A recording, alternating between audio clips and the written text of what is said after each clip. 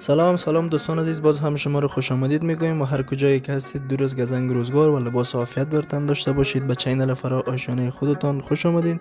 من شریفی در خدمت شما دوستان عزیزان قرار دارم با یک برنامه کاملا متفاوت و امروز دوستان آمدیم در ساحه ناحیه هشتم کارت نو سرک نو مقابل حوزه هشتم که یک دربند حولی نوساخت به مساحت 2.5 بسوه که یک حولی یا تعمیر نوساخت می باشد. دوستان عزیز به تازگی کارش تکمیل گردید. دارای 3 اتاق، 3 حمام تشناب، یک آشپزخانه می باشد دوستان و تعمیر مذکور از هر لحاظ دوستان نوساخت می باشد. یک تعمیر کاملا نوساخت است. اسمی که شما بیننده هستین دوستان عزیز به یک دکوریشن بسیار عالی و یک صحن اولی بسیار فراخ و بزرگ هم دارد دوستان.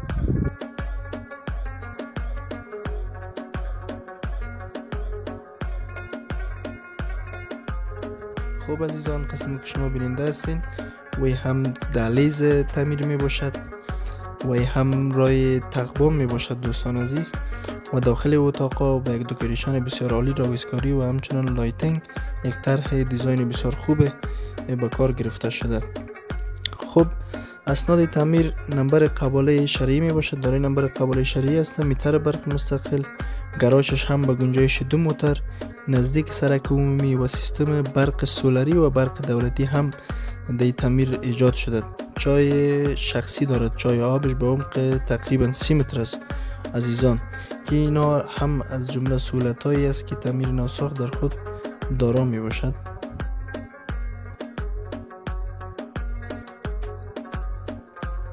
خب دوستان عزیز، قیمت تعمیر مذکور 30 لک افغانی با جرامت می باشد. البته دوستان عزیز جرامت دارد و رسیدیم به لحظات اخیر برنامه. دوستانی که میخواهند تعمیر از نزدیک ببینند با شماره خدمات املاک فرا آشنا به تماس شوند. ما در خدمت شما دوستان عزیز هستیم و دوستانی که میخواهند خانه هایشان را به بهترین شکل به فروش برسانند به قیمت مناسب و همچنان به شماره خدمات املاک فرا آشنا به تماس شوند. ما در خدمت شما دوستان عزیز قرار داریم.